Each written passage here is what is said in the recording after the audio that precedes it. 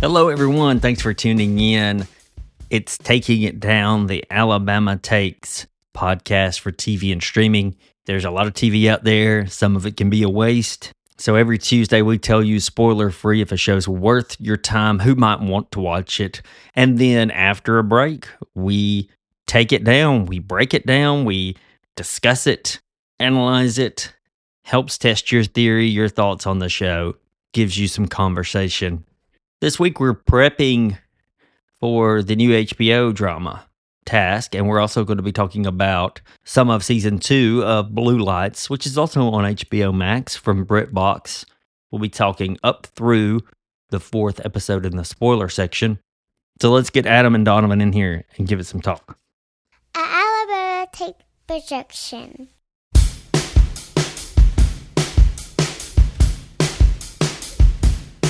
Here they are. It's Adam, it's Donovan, it's me with them. We record on Sunday, release on Tuesday, and this may set us up once more to be behind the curve each week as tonight begins the new HBO crime drama Task. Is this going to pull us out of the doldrums, you think? It's described as unrelentingly bleak. Sign me up. Yeah, I know. Enough of this colorful summer fun. Give me some of that. Set in the working class suburbs of Philadelphia, an FBI agent heads up a task force to put an end to a string of violent robberies led by an unsuspecting family man. What if it turns out that it's just a sting to catch Frank Reynolds? Like, that's the twist at the end. You just had to set a cage. Exactly. For him. I've been enjoying Alien Earth very much. I don't know what you mean when you say doldrums. I'm sorry. Yeah. That was disrespectful. It was disrespectful. I've been watching tons of television, but it's all sports. So So Task begins tonight. I'm just thrilled for it. It's Mark Ruffalo, Tom Pelphrey, like I said, described as unrelentingly bleak. Tell me more. It's created by Brad Inglesby, who's the same creator and showrunner for Mayor of Easttown. I thought that was just a great show. loved Mayor of Easttown. I'm interested how this is going to go because Mayor was certainly dark, but I don't think it was bleak. It had a bleak moment or two. It did, but I think kind of the overall arc, it wasn't necessarily bleak. Yeah. There's some forward progress by people. Yes. There was another aspect of Task that I had forgotten, and I can't seem to find it in any description, but I may be wrong, but I think Mark Ruffalo is the task force leader, but I think he initially started out as a philosophy professor or something before he entered the FBI. There's just something like... Double sign me up. Yeah, there's just something else that's scratching a big itch for me here. I'm just thinking, like, there's going to be a moment where there's two characters riding in the car, and one character looks out the window, and without looking at his partner, he says, "God is dead," and the other guy, clutching the steering wheel, looking straight ahead, says, "What else is new?" Yeah. This is what show writes itself. That's what we want from our HBO dramas. This is true. This is very true. So that's to say, quite likely next Tuesday, we'll be talking about the first episode, though some of you will have watched it when you hear us now, like setting it up. I don't know. There's something about HBO does semi-bleak, kind of gritty, as good as anyone. Especially on a Sunday night. It's funny that gritty was used to describe Blue Lights, which I didn't find gritty enough to warrant that description, although I do like the show. How many heroin overdoses does it take, Blaine? It takes more than one. Well, the others are implied. I feel like our understanding, much like with the Always Sunny talk last week, our understanding of gritty and bleak, those pathways in our brain are just so blown out from the last 20 years of TV. Prestige television shows up, and it's basically just like, oh, the doctor gave me a pill prescription, and now I'm like in a back alley with a syringe, it's just, we've gone too far, And in that back alley with Frank Reynolds, so yeah, things are tough. It just, in the same way that it takes a lot to like shock or scare me anymore. Yeah, although you're not a fan of horror. No, I don't like a jump scare. You're I not don't like that a jump kind of scare either. I'm right there with Adam. I don't like that. But the idea of like shocking or bleak, it's got to be pretty extreme at this point. This is what they warned me about. I've been desensitized. I will put a plug right in here. I thought I was pretty desensitized, and there was a bit on Alien Earth, not this most recent episode, but before, with some eyeball stuff that my eyes turned away from. I don't like... It was very good, but it was a sheep, which somehow made it even worse, like sheep body horror. I don't like body horror. body horror. I'm out. Really? So no Cronenberg, no The Fly, nothing like that? It's rough. Yeah. Yeah, interesting. I can do some. It depends on how it's done. But horror, yeah, I'm for. Also, Friendship is streaming on HBO Max. The Tim Robinson and Paul Rudd comedy drama. I don't know. I haven't seen it.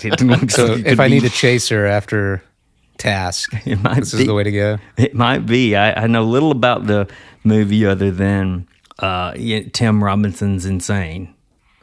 Yes. But moving on for this week's, maybe next, we'll likely put a final bow on coverage of the series of Blue Lights. Started at until Series 3. Well, I was going to say, yes, it started at BritBox, now on HBO Max. A third and fourth season has been promised. Oh, I didn't know about the fourth. Will you two watch more of this? Yeah. Oh, yeah. I think I'm in, but I'm so far behind you guys. I don't know. I mean, but I am sold on the show for sure.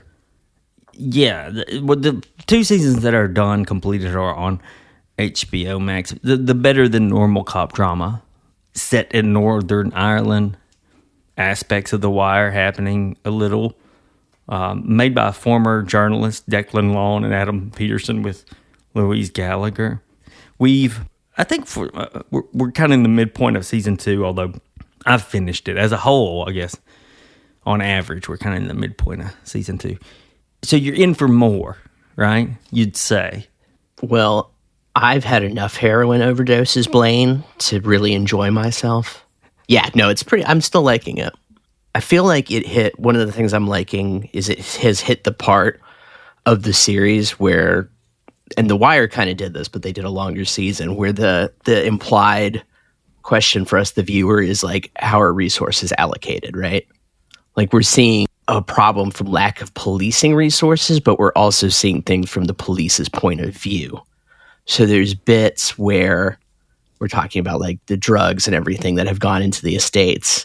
And it's like, we have one solution, but is that the solution? I feel like that's the question that got asked really, really well in the Wire season, where they're focusing more on the middle school. How are the resources? And then, of course, the literal budget fight between the police and the schools. This is more of a season 2 thing, but there's 2 or 3 ways of handling the situation. And usually with cop dramas, you get the one way and they go that direction. If it's a simplified version, or if it's a procedural where they have to solve it within the hour and then next week will be a new episode, they have the one solution. They go forth with that solution. Here, they're exploring, there's a good solution here, and it's the good moral way of looking at the problem. And then there's a more pragmatic way of looking at it, and it's not necessarily as morally good. Or legal. Or legal, which, yes, I like how they're examining that. It's funny that this year we've seen 2 police and police adjacent shows from the UK that are really doing this with Blue Lights, and then in a slightly different way, but also adolescence, which has been really interested in using this as kind of a jumping off point for how do we explore these other tangles throughout our society. I thought you were going to mention Department Q, how they were doing. Yeah, that was good too. This is a cop drama, except elevated. This is a cop drama that's making you think a little more, and the camera works a little better, the acting's a little better, the writing's a little elevated, and that's kind of what's going on with Blue Lights, I think. It made me think of adolescence just because there's an interest in interrogating, like, okay, what are drugs doing to this place? What do old tangled loyalty, what do political divisions do to this place? What's beneath the surface? And I think Adolescence did a really great job of establishing that that's what they were looking for, going between the first episode and then the second, specifically going to his school. And they're looking at how these things have spilled over into a public place like that. And I do mean public with a P, since it's taxpayer funded as well. It's funny you mentioned adolescence, having not seen the ending of season 2. The last 2 episodes made me think of adolescence, and I wasn't going to make that comparison until next week. So funny that you brought that up so early. Yeah, you're going to think of it again. We can recommend this show. We have been recommending this show. We've been covering it, talking about it. Season 2 did end last year. It's not necessarily a new show, but seasons 3 and 4 are promised, and I think 3 is supposed to drop between now and December at some point, probably on BritBox. So I might have to subscribe to BritBox to binge the 6 episodes, and then do one of the things I've always heard people do, and subscribe and then watch one show and then, get off of the channel or streamer. The old Netflix classic. Right. I said it last week, I'm still amazed that they make me care pretty deeply about some characters that I only see 98% of the time at their job in uniform. Yes, I agree too, Blaine. I think that that's one thing that almost, and obviously it's not a one-to-one comparison, but I think The Wire showed much more of the folks off the job, whereas we don't see as much. And so I do think it's an additional heavy lift to just show folks doing their jobs all the time and make you care about them. Yeah. Good dialogue writing when they do that. I think it's a credit to what they're saying on the job, and you piece together their lives. And I think it does too kind of stem from what Adam identified as one of the big themes that we've kind of returned to, which is like, who would do this job, right? Like, we're interested in the kind of people who are doing this job for whatever reason. And so I think that kind of the natural interest and the dialogue that supports that interest of the viewer really goes a long way. So we're going to get into spoilers in a little bit. We'll get into season 2 through 4, episode 4. So we'll take a break, give you time to adjust, bail if you need, and come back later.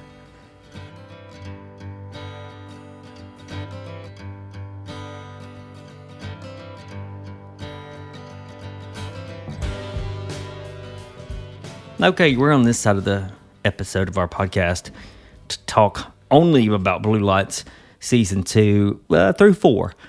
What we'll do next week is pretty likely talk some Alien Earth spoilers, Task episode 1 spoilers, and we'll wrap Blue Lights as well. But here we're through season 2 episode 4. Everything up to that point's up for grabs. So it's episode 3 in season 2. As pedestrian as he was as a character in season 1, it's great to see Jaunty back. This is his moment. He comes back. It had kind of low key get the band back together vibe. It really was. Yeah. He did no action on the streets, much more in the sheets last season. But yeah, it was good. You're like, oh yeah, that guy. What's he up to? Why not bring him on in? At least a familiar face. It's nice to see in these troubling times. Yeah. So many of these characters have fates that are hinged upon moving up or having the opportunity to move up. It's how Sergeant Canning has Shane wrapped around his finger. Shane has the possibility of moving up if he does what Canning wants him to do. We could just leave him with the patrol cops, a low person on the totem pole.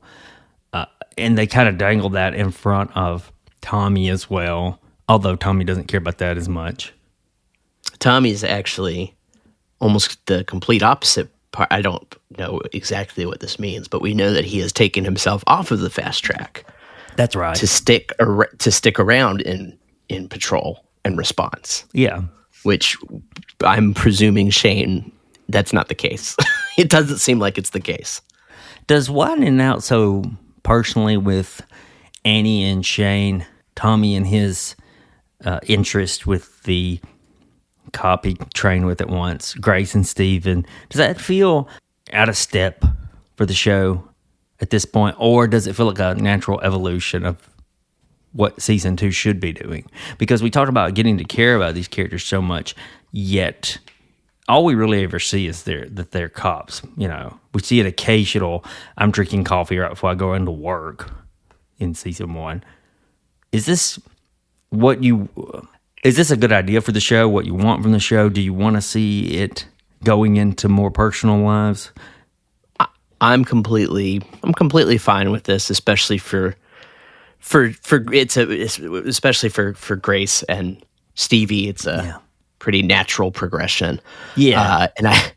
I don't know if they will make anything of this, but it is kind of interesting how all of the relationships are with fellow police officers. Tommy's probably being the smartest since she doesn't work in his town, although she's come over to lend a hand. Yeah. And so there's I think that feels pretty deliberate to me. Yeah. We're going to see that there might be some issues. And it made me think too of like, it kind of makes sense though, right? Like when you're in that line of work and you accept those dangers, who do you run into that can keep up with you, right? Yeah. Who do you run into that lives the same life? That's right. And keeping the cops in their uniforms continues to give us just really good chemistry between Grace and Stevie. The way he looks at her, it's really how all men should look at their girlfriends or wives, boyfriends. Yearning. Yeah. Yearning.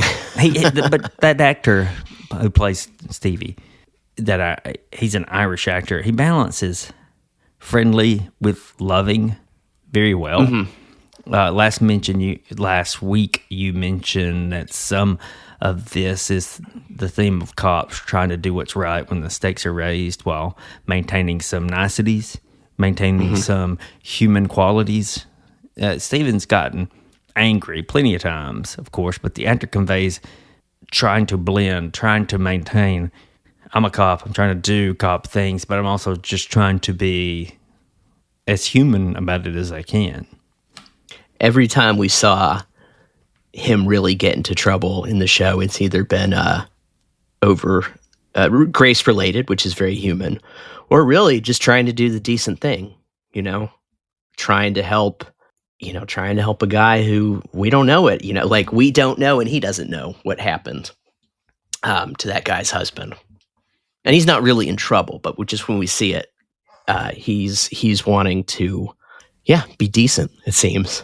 Yeah, and he plays it note perfectly. I like to, and this goes to the actor, is he plays Stevie really well as like kind of tired, and he's seen a lot, but he is not. He could so easily be cynical, but he's not yet. Yeah, he's not cynical. Yeah.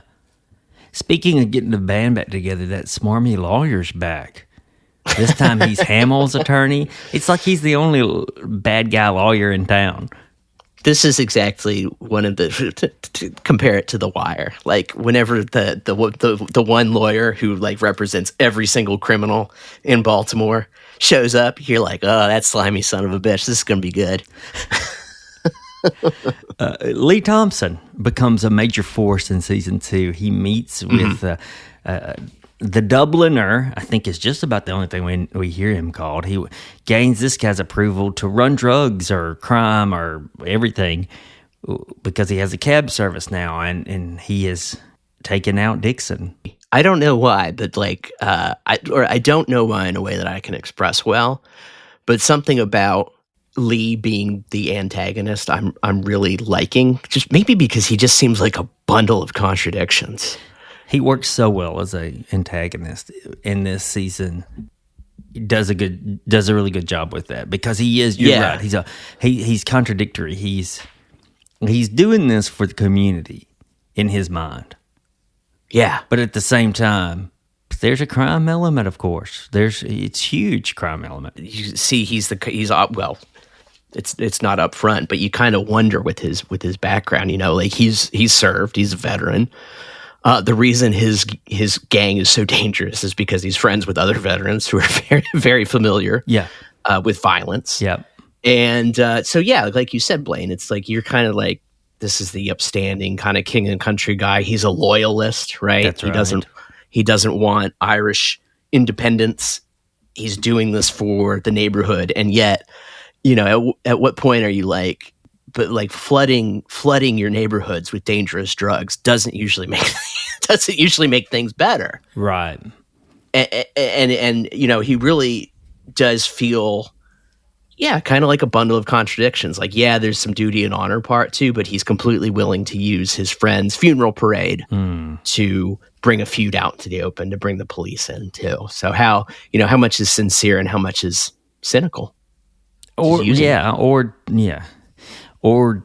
doing it intelligently as much as you can, be a criminal and be intelligent. His appearance at the meeting held by Jaunty reminds us, too, that cops, due to laws and rules, they are handcuffed to do anything to help the working class so many times. It's a power play for Lee to take charge there. It's, the cops can't do anything for you moment for him. And that's an intelligent thing if you are going to be the local crime boss. Yeah, if you want people...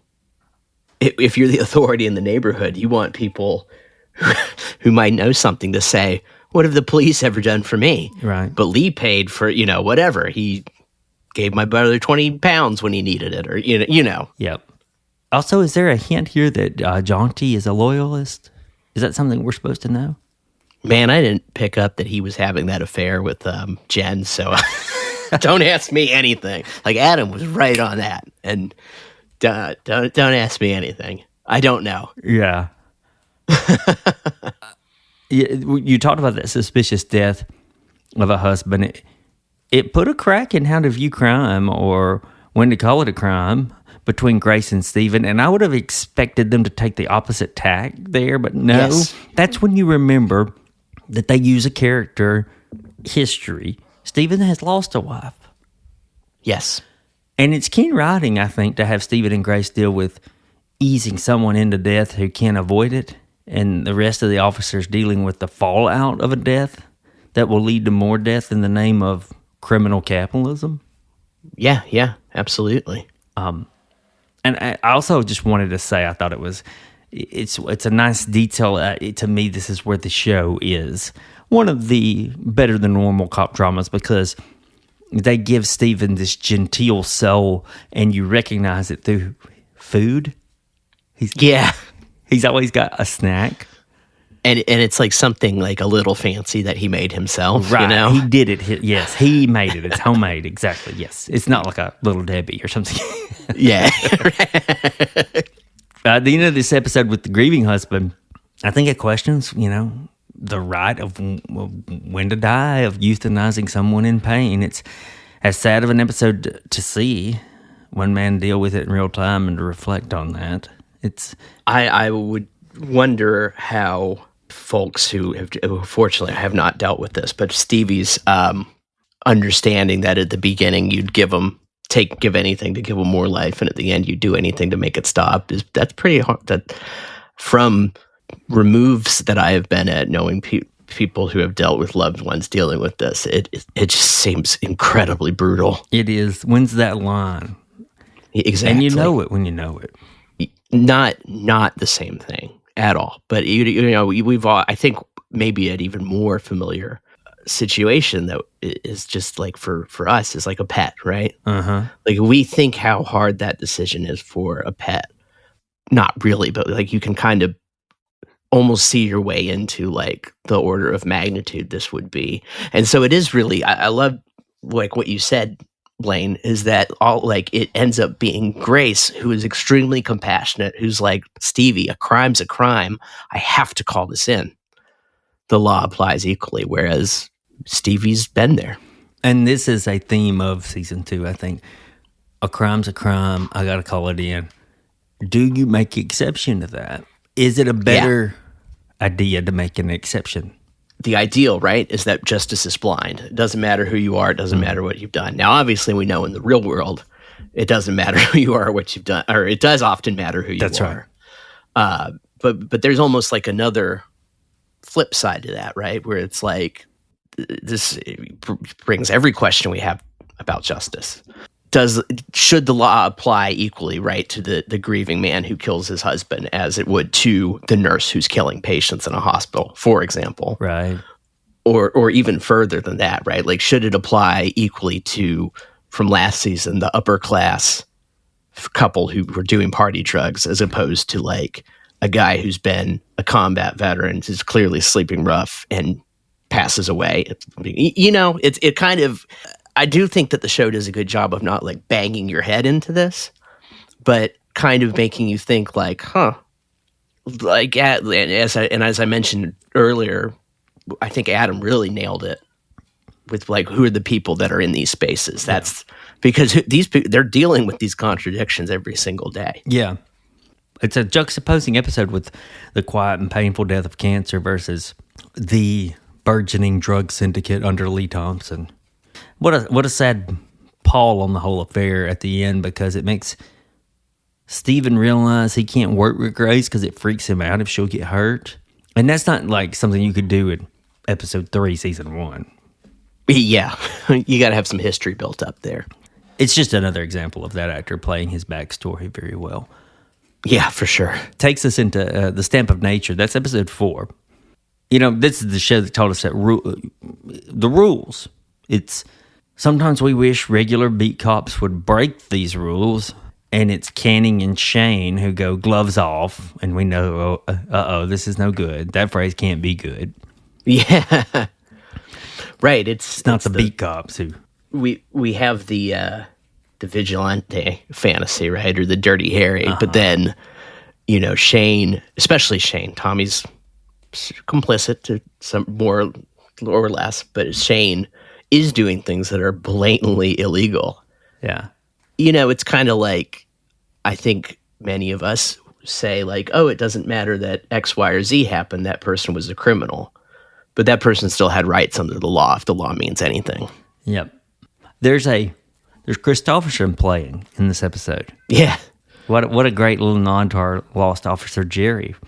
We've got that nice little scene in the first episode there where Tommy has gone from not knowing anything about Johnny Cash to opining that Johnny Cash's American recordings at the end, where to the point where Annie just wants him to shut up. Yeah, I forgot about that. Which that made me laugh. There's a good Hamlet quote in this good episode too. I appreciated that.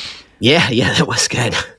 And this is too, episode 4, you see the progression of Lee Thompson, who was unassuming under Dixon. You know, he was his cab driver at the beginning, to head dealer. Having Hamill afraid of him sets the tone.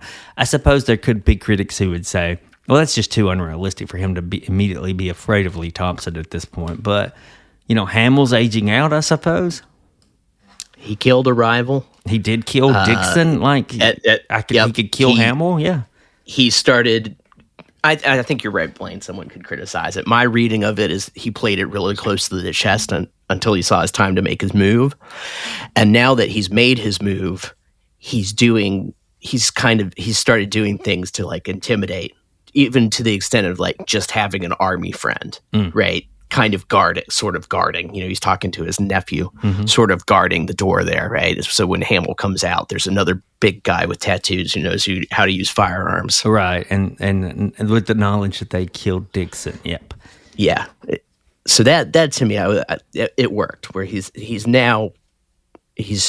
consolidating authority. When it comes to policing like Shane's doing, he and Tommy are right. You can make the small arrest, but you're probably not solving the bigger issue. But you can't go around beating people either.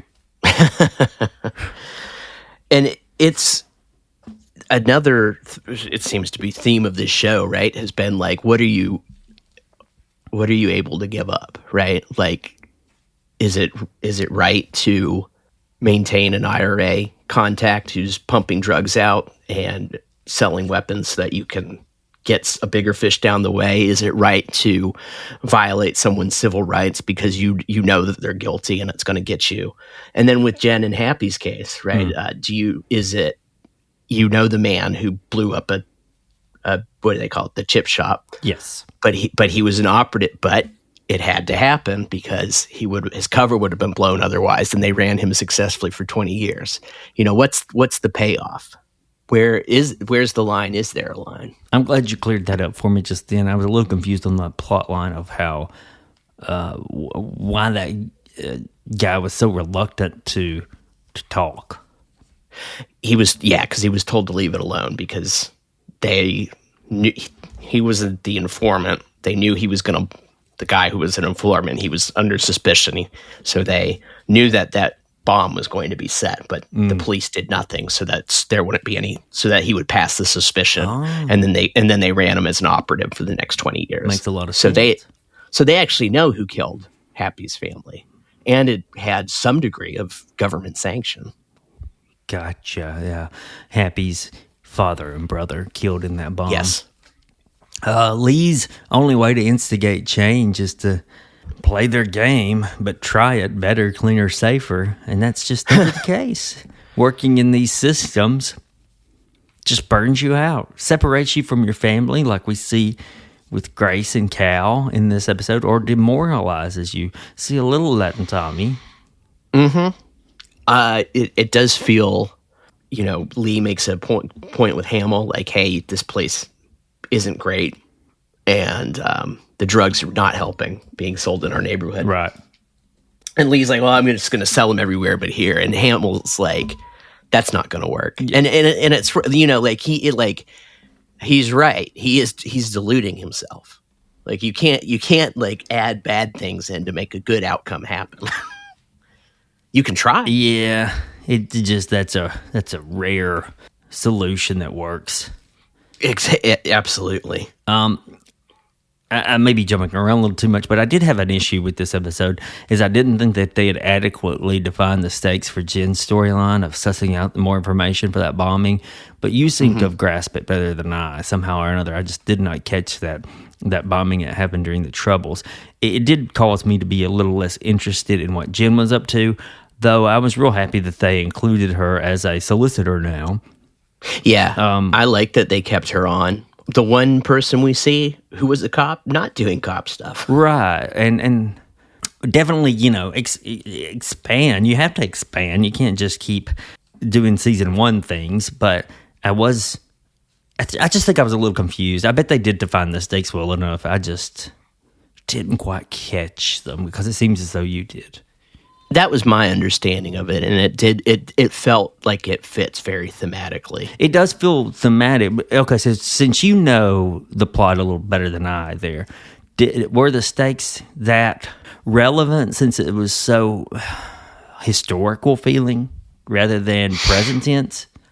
Yeah, because for me, it worked because these old divisions are so alive still, right? Like, we saw an ex-IRA guy who's running drugs through the city. We've got paramilitaries from the other side of this. And we've got someone, Happy, whose pain is still very much there and very much real. And it's just, I think it's a good, like, reminder that there's a shadow of the past over everything. Well, no actor has the look of beleaguered like that poor guy who's playing Happy. Yeah. He's a sweet soul. You kind of gotta love him, but he's got the sweetest eyes of any actor on level with Matthew Rhys, I suppose. He's up there in television history with Matthew Rhys when it comes to sad eyes. That's a good comparison. Matthew Rhys being Welsh and this guy being Northern Irish, I guess. Yeah. If he's from Northern Ireland, he is Irish. His name is, I had to look it up because I had that tab open, Patty Jenkins. Oh, what an actor that guy is. Yeah, and he has done all kinds of stuff. Really? Yeah, well, you know how it is with so many of the British actors, right? Like, they start in theater. Of course. So it looks like that's his background, and he is, in fact, Northern Irish. That takes us right up to the edge of episode 5, and what we'll do is we will talk about episode 5 and 6 next week to put a little bow on it, because we have covered this show, Blue Lights, pretty extensively. And definitely going to be talking about Task episode 1. And we'll be talking about Alien Earth finally in spoiler section. We'll get to that. Thank God. Thank God. Donovan's been looking forward to that. He's a fan. So if you want to play along at home, if you're still with us in spoiler section and you want to play along at home, that's Blue Lights, all of season 2 next week. Alien Earth, big chunk of it. 2-3 episodes at the very least. Task episode 1 is all we'll be able to watch. Sounds good. Yeah, it's the end of our episode. We appreciate y'all listening. For Adam, for Donovan, I am Blaine. And maybe you just want to avoid the chip shop this week. It's better for pizza. Pizza's probably the go-to for Friday, okay? Not the chip shop. Yeah.